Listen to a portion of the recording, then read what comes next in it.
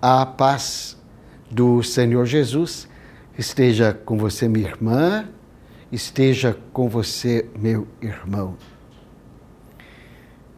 Na vida, de vez em quando, a gente sente a necessidade de parar um pouco e analisar o rumo da vida da gente ou analisar também os sentimentos que regulam a vida da gente. No campo espiritual, de vez em quando, faz bem parar um pouco para olhar, analisar, examinar a quantos anda a nossa fé.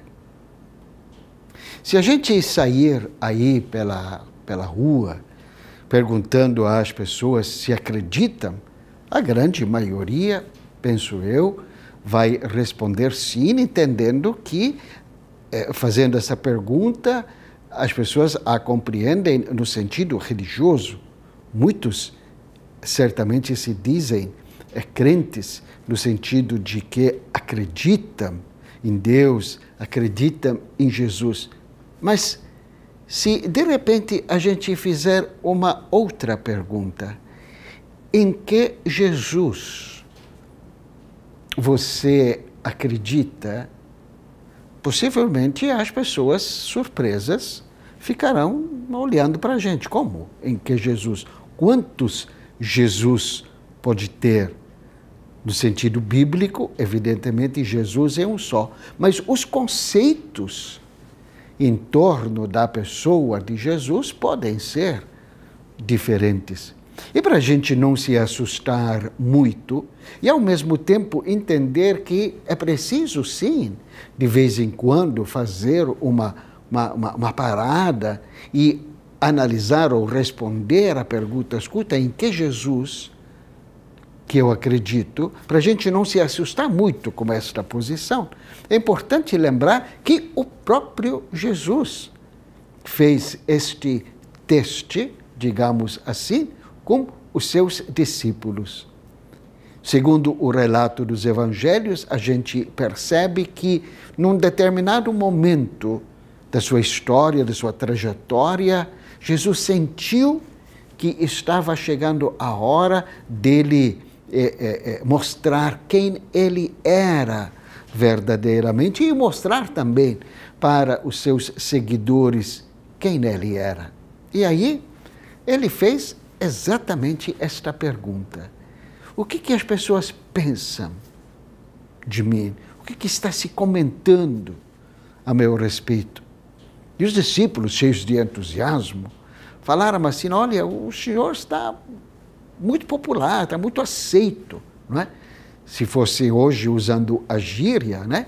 Os discípulos responderiam a Jesus: o Senhor está bombando, o Senhor está o top aí na popularidade. Mas a intenção de Jesus era outra. E aí ele foi mais incisivo. Ok, agora eu quero saber o que vocês pensam a meu respeito. E aí Pedro toma a frente e diz a Jesus: olha, para nós o Senhor é o Messias. Ou seja, o Senhor é aquele profeta anunciado pelos profetas do Antigo Testamento, o mensageiro de Deus, o enviado de Deus, aquele que viria restituir, devolver, resgatar a honra da nação judaica, nos devolver a nossa verdadeira identidade, nos libertar da escravidão, da dominação dos pagãos. E Jesus aceitou esta confissão de Pedro, mas cuidou de acrescentar um detalhe. Agora eu, na condição de Messias, eu vou a Jerusalém, ali eu vou ser preso, eu vou ser condenado, eu vou morrer na cruz, mas ressuscitarei. Esta resposta de Jesus causou um tremendo impacto na vida de seus seguidores. Na verdade, eles não entendiam nada. Afinal de contas, na cabeça deles, Messias era alguém vencedor. Era um líder que entraria de uma forma triunfal e de uma forma triunfal também estabelecesse de uma forma definitiva o reino de Deus. Agora, esse Jesus está falando que vai a Jerusalém, vai ser dominado, vai ser preso, vai ser morto e ainda na cruz. Vamos tentar imaginar, você e eu, a cabeça de Pedro. Como é que eu vou falar para os meus amigos? Como é que eu vou falar em casa? Olha, Jesus é aquilo mesmo que nós pensamos que fosse, ou seja, o grande libertador, o enviado de Deus, mas ele vai morrer na cruz. Não entendia nada. E Jesus percebeu e ele fez esse interrogatório, digamos assim, nesta interpelação, de uma forma proposital. Sabia que os discípulos não iriam entender. Então, como disse, estava chegada a hora de Jesus apresentar a sua verdadeira identidade e ajudar os discípulos a purificar, ajustar os seus conceitos a respeito dele e fortalecer a fé deles. Então, escolheu 3.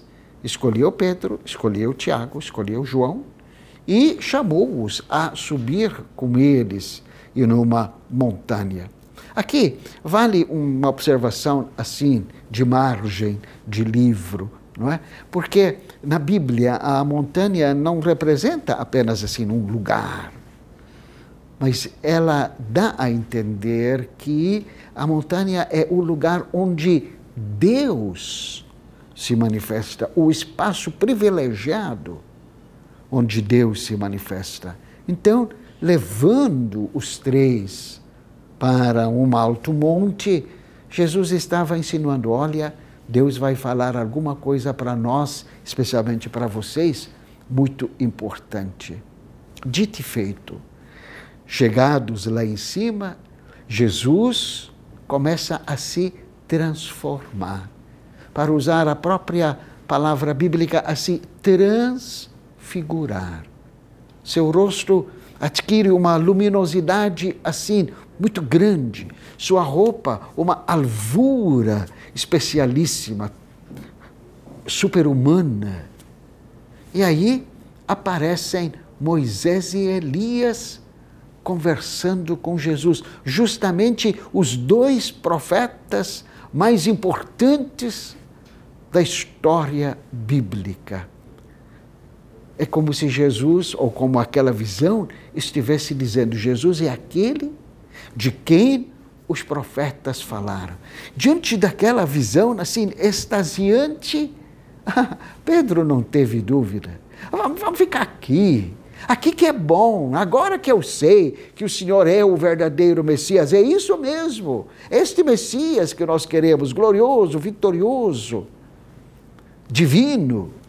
Vamos fazer 3 tendas, uma para o Senhor, outra para Moisés e outra para Elias, e ficamos aqui, como quem diz, vamos, esquece Jerusalém lá, vamos, aqui que é bom. Mas Pedro falava isso porque não estava entendendo ainda nada. E aí, uma voz vinda do céu diz, este é meu filho amado. Escutem o que ele tem a dizer.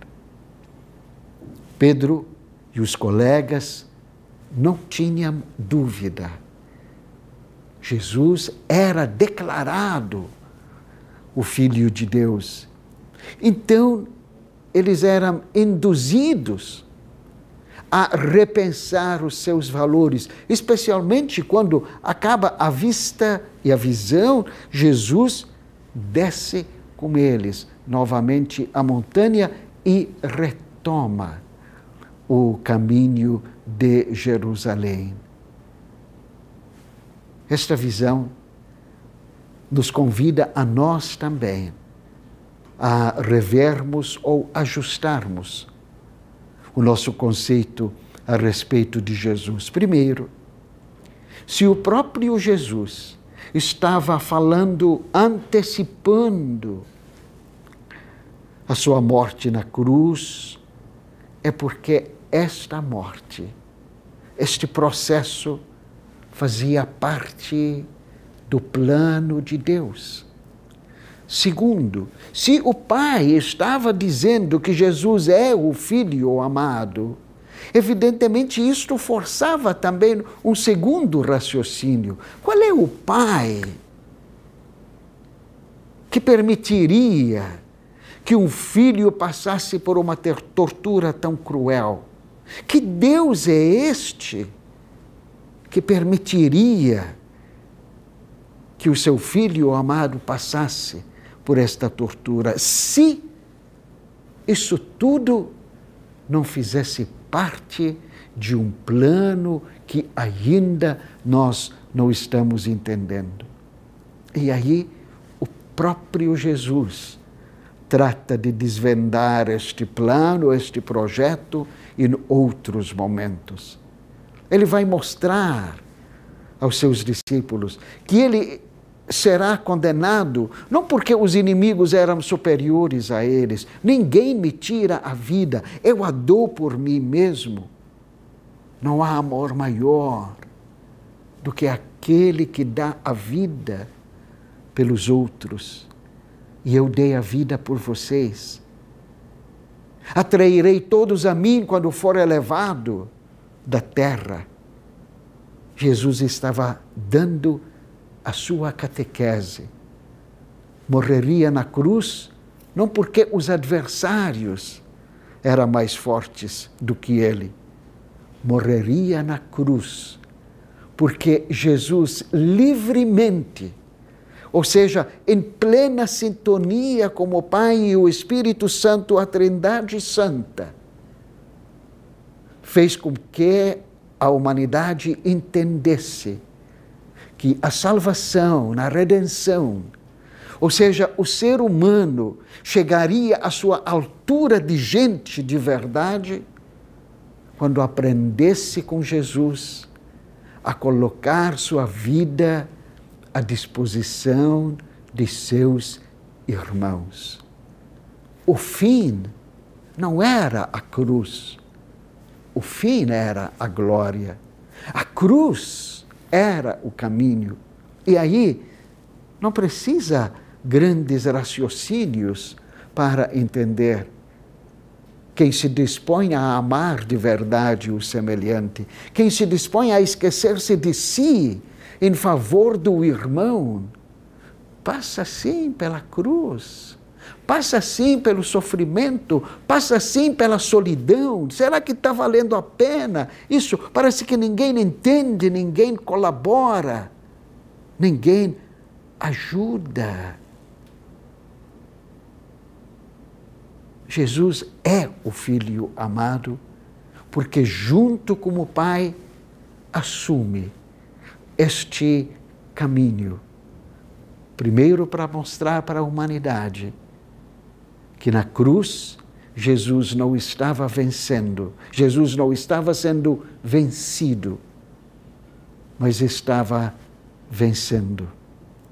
Não há amor maior do que aquele que dá a vida pelos amigos. E aí, Paulo, o apóstolo, que foi talvez um dos que mais entendeu este mistério do amor de Deus e da salvação, vai escrever mais tarde: eu anuncio Jesus Cristo crucificado.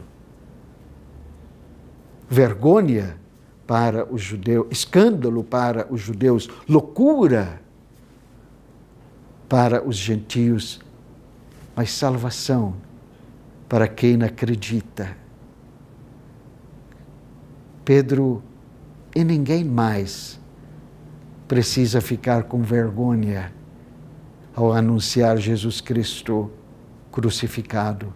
pelo contrário, com a boca cheia, com gratidão profunda, anunciamos: Jesus é o Filho amado, porque soube encarnar o plano de Deus de salvar a humanidade através de uma doação total.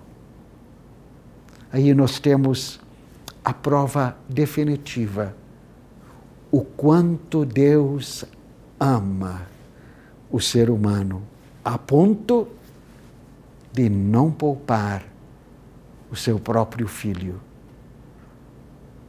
Em que Jesus acreditamos? Tem gente que quer continuar acreditando no Jesus espetacular. Mas, na verdade, o próprio Jesus nos chama a olhar nele na cruz, não como tortura, não como vencido, mas como alguém que livremente entrega sua vida para salvar a humanidade, resgatar a você, resgatar a mim.